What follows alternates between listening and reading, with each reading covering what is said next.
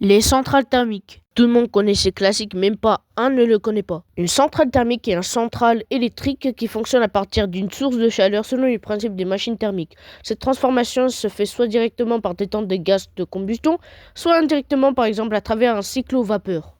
Vous connaissez les dangers des centrales thermiques? Vous voyez, c'est pollué parce que... ouais, c'est thermique. Vous savez qu'il y en avait deux des centrales thermiques qui se sont fait des catastrophes dans cette histoire-là. Bon, premièrement, Tchernobyl. Et pas Tchernobyl, car là, ça nous fait flipper. Naturellement, Tchernobyl se situe à l'actuelle Ukraine, à côté de la Biélorussie. Vous voyez ce petit point? C'est Tchernobyl. Cette catastrophe a eu lieu en avril 1986. En gros, à cette époque, l'Ukraine n'existait pas encore. Ça faisait partie de l'URSS. Bien sûr. Voici une anecdote qui parle de Tchernobyl, donc écoutez bien comment ça s'est passé. La catastrophe nucléaire de Tchernobyl est un accident nucléaire majeur survenu le 26 avril 1986 à 1h23 minutes 45 secondes dans le réacteur numéro 4 de la centrale nucléaire 6. Lénine de Tchernobyl, situé à 3 km de la ville de Pripyat et à environ 130 km au nord de Kiev. Après cela, Tchernobyl, il a affecté l'Europe et là, c'est là où c'est parti en cacahuète. Comme aïe aïe aïe, il y avait 4 morts. Comme oh non, c'est dangereux, il faut pas que tu y ailles là-bas. Bon, deuxièmement, c'est Fukushima. Fukushima, ça se situe à l'est du Japon.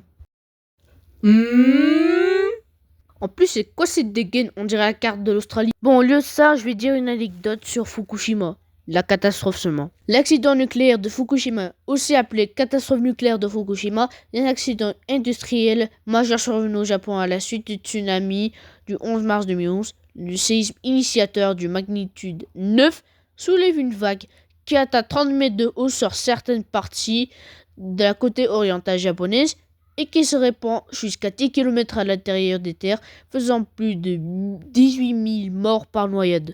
Vous êtes bien d'accord que 18 000 c'est beaucoup.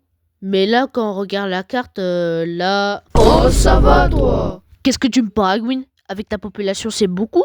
Mais là, ta carte, on a cru que t'avais tué toute l'Asie. Pas comme Tchernobyl, il a affecté toute l'Europe. On dirait que t'avais fait un coronavirus. Mais là, ça n'a rien à foutre. Je vous rappelle, les centrales thermiques, ils sont hyper importants. C'est pas la peine de les détester, car sans les centrales thermiques, il n'y aurait pas d'électricité. Juste un petit rappel, il faut jamais se rapprocher d'un central thermique sans protection des murs. Car si vous vous rapprochez de ces centrales thermiques, vous risquez de être affecté. En plus, c'est partout dans le monde, c'est pas la peine de se plaindre des centrales thermiques parce qu'ils sont dangereux, juste ne te rapproche pas d'eux. En plus, c'est pas la peine de détester les centrales thermiques, hein. Ça rapporte aussi de l'électricité, mais de manière différente. Voici un schéma pour montrer que ça fait de l'électricité. Il y a l'alternateur. Je sais pas quoi dire en plus. Donc là, je retire l'image dans 10, 9, 8, 7, 6, 5, 4, 3, 2, 1. Tu l'as vu? Génial si tu l'as vu. Vous savez que j'allais mettre fin à cette vidéo? Génial. Donc je vous souhaite de bonnes vacances et à très bientôt. Et n'hésitez pas de vous liker et de vous abonner. Peace les gars.